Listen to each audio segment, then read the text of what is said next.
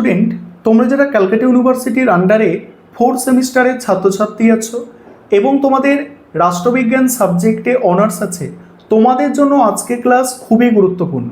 আজকে ক্লাসে তোমাদের ডিএসসিসি 7 পেপার অর্থাৎ ইন্ডিয়ান পলিটিক্যাল থট এই পেপারের লাস্ট মিনিট 100% কমনযোগ্য সাজেশন নিয়ে আলোচনা করব এবং তার সঙ্গে সঙ্গে মক টেস্টের প্রশ্নপত্র নিয়েও আলোচনা করব এবং তোমাদের সিলেবাসে ডিএসসিসি 7 পেপারের সিলেবাসের সবথেকে গুরুত্বপূর্ণ প্রশ্নগুলো মক টেস্টের প্রশ্নপত্রের মধ্যে রাখা হয়েছে। এবং তোমরা যারা ইংলিশ ভার্সনের স্টুডেন্ট আছো, তোমরাও আজকে ক্লাসটা দেখো, কারণ সাজেশান এবং মক টেস্টের প্রশ্নপত্র বাংলায় তো থাকছেই, তার সঙ্গে সঙ্গে ইংলিশেও থাকছে। এবং বিশেষ করে যে প্রশ্নগুলো স্টার দিয়ে চিহ্নিত করা আছে, এই প্রশ্নগুলো কিন্তু তোমরা কোনোভাবেই স্কিপ করবে না, কারণ খুব কম প্রশ্ন যদি তৈরি করে যাও খুব সমস্যা হবে। তাই মক টেস্টের প্রশ্নপত্র আগে করবে, তারপরে স্টার দেওয়া প্রশ্নগুলো অতি অবশ্যই তোমরা কিন্তু কমপ্লিট করার চেষ্টা করবে। চলো আমি স্ক্রিন রেকর্ডের মাধ্যমে লাস্ট মিনিট সাজেশান এবং মক টেস্টের প্রশ্নপত্র আলোচনা করছি, তোমরা দেখে নাও। প্রথমে তোমরা সম্পূর্ণ সাজেশানটা দেখে নাও, তারপর তোমাদের মক টেস্টের প্রশ্নপত্র নিয়ে আলোচনা করব। তোমাদের ডিএসসিসি 7 পেপার হচ্ছে ইন্ডিয়ান পলিটিক্যাল থট 1। 20 নম্বরের প্রশ্ন মডিউল 1 থেকে দেখো। প্রথম প্রশ্ন হচ্ছে কূটনীতি সম্পর্কে কৌটিল্যের ধারণা, আর যেগুলো 20 নম্বরের বলছি এখানে 10 নম্বরেরও আসতে পারে এর মধ্যে। তারপরের প্রশ্ন হচ্ছে ভারতে মধ্যযুগে রাজতন্ত্রের বৈধতা সম্পর্কে যে ধারণা পাওয়া যায় তা মূল্যায়ন করো। পরের প্রশ্ন হচ্ছে মধ্যযুগের রাষ্ট্রচিন্তায় আবুল ফজল ও জিয়াউদ্দিন বার্নির অবদান আলোচনা করো। তারপরের প্রশ্ন ভারতের মধ্যযুগের রাষ্ট্রচিন্তার বৈশিষ্ট্য। এখানে প্রথম প্রশ্ন ছিল কূটনীতি সম্পর্কে কৌটিল্যের ধারণা এবং মধ্যযুগের রাষ্ট্রচিন্তার বৈশিষ্ট্য, এই দুটি প্রশ্ন এখানে সবথেকে গুরুত্বপূর্ণ। তারপরের প্রশ্ন হচ্ছে বারাউনি ও আবুল ফজলের রাষ্ট্রচিন্তার তুলনা, প্রাচীন ভারতের রাজনৈতিক চিন্তায় ধর্মের ভূমিকা আলোচনা করো। পরের প্রশ্ন মধ্যযুগে মুসলিম রাজনৈতিক চিন্তার বৈশিষ্ট্য বা মধ্যযুগের রাজনৈতিক চিন্তার বৈশিষ্ট্য।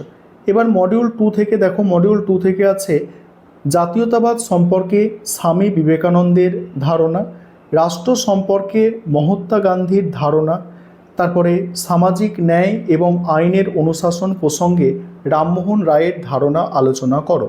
তারপরের প্রশ্ন গান্ধীজির স্বরাজ ও রাষ্ট্রচিন্তার মধ্যে সম্পর্ক বিশ্লেষণ করো।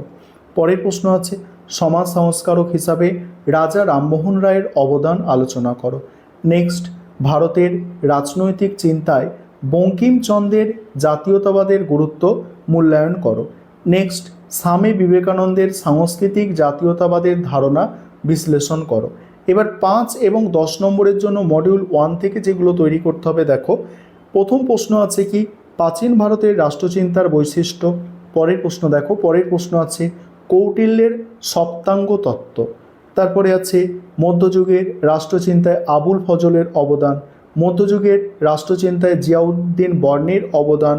নেক্সট মধ্যযুগের রাষ্ট্রচিন্তায় মুসলিম শাসকের কর্তব্য, ভারতে মধ্যযুগের রাজনৈতিক চিন্তাধারার একটি সংক্ষিপ্ত পর্যালোচনা, কৌটিল্যের বিদেশ নীতি সম্পর্কে আলোচনা, আর প্রাচীন ভারতের রাষ্ট্রচিন্তায় কৌটিল্যের সার্বিক অবদান। যেগুলো স্টার দিয়ে চিহ্নিত করা আছে এগুলো হচ্ছে সবথেকে গুরুত্বপূর্ণ। এবার মডিউল 2 থেকে দেখো ভারতের উদারনীতিবাদের বিকাশে রামমোহন রায়ের অবদান সংক্ষেপে লেখো।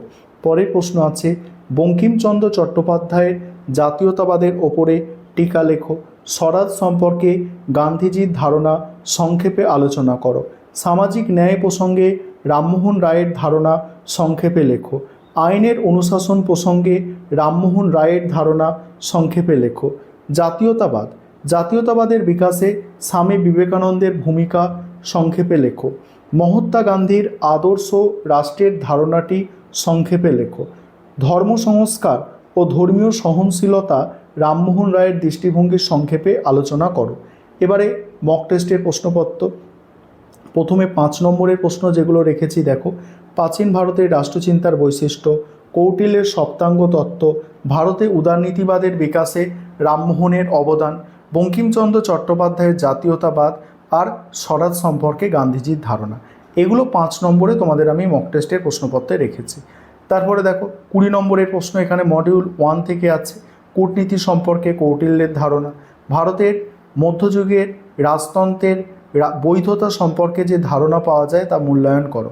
তারপরে কি আছে দেখো 10 নম্বরের প্রশ্ন, 10 নম্বরের প্রথম প্রশ্ন এখানে আছে দেখো, মধ্যযুগের রাষ্ট্রচিন্তায় জিয়াউদ্দিন বার্নির অবদান, মধ্যযুগের রাজনৈতিক চিন্তাধারার একটি সংক্ষিপ্ত পর্যালোচনা। মডিউল 2 থেকে আছে জাতীয়তাবাদ সম্পর্কে স্বামী বিবেকানন্দের ধারণা, রাষ্ট্র সম্পর্কে মহাত্মা গান্ধীর ধারণা। 10 নম্বরে আছে আইনের অনুশাসন প্রসঙ্গে রামমোহন রায়ের ধারণা আর মহাত্মা গান্ধীর আদর্শ রাষ্ট্রের ধারণা সংক্ষেপে লেখো। এবারে ইংলিশ ভার্সন তোমরা যারা আছো তোমরা এটা দেখে নাও, ইংলিশ ভার্সনেও তোমাদের দেয়া আছে, দেখতে পাচ্ছ, তোমরা যারা ইংলিশ ভার্সন আছে দেখো।